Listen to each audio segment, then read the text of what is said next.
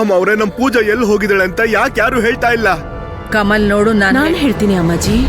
ಅದು ತಪ್ಪು ನಡೆದು ಹೋಗಿದೆ ನಮ್ಮ ಧರಾ ಸೊಸೆಯಿಂದ. ಅವಳು ಪೂಜಾ ಸೊಸೆಗೆ ಹೇಳಲೇ ಇಲ್ಲ ಅವಳು ಗಗನ್ ಕುಮಾರನ ಮೊದಲನೇ ಹೆಂಡತಿ ಅಂತ.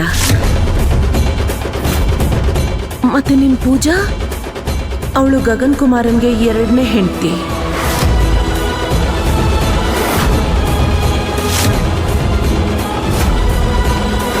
ಅವಳನ್ನ ಈ ಮನೆಗೆ ಮದುವೆ ಮಾಡ್ಕೊಂಡು ತಂದಿದ್ದು ಬರೀ ಈ ವಂಶಕ್ಕೆ ವಾರಸ್ದಾರನ್ನ ಪಡೆಯೋದಕ್ಕೋಸ್ಕರ. ಪಾಪ ಪೂಜಾ ಸೊಸೆ, ಅವಳಿಗೆ ಈ ಸತ್ಯ ಗೊತ್ತಾಗ್ತಿದ್ದ ಹಾಗೆ ಓಡ್ ಹೋದ್ಲು ಇಲ್ಲಿಂದ. ನಮ್ ಪೂಜಾ 2ನೇ ಹೆಂಡತಿನ? ಅಂದ್ರೆ ನಮ್ಮ ಪೂಜಾ ಈಗ ಮದ್ವೆ ಆಗಿರೋದು, ಈಗಾಗ್ಲೇ ಮದ್ವೆ ಆಗಿರೋರ್ನ? ಅಯ್ಯೋ ದೇವ್ರೆ,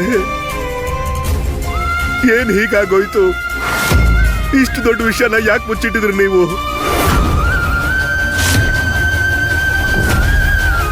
ನಿರ್ಮಲಾಗೆ ಈ ವಿಷಯ ಗೊತ್ತಾದ್ರೆ ಅವಳು ಸತ್ತು ಹೋಗ್ತಾಳೆ.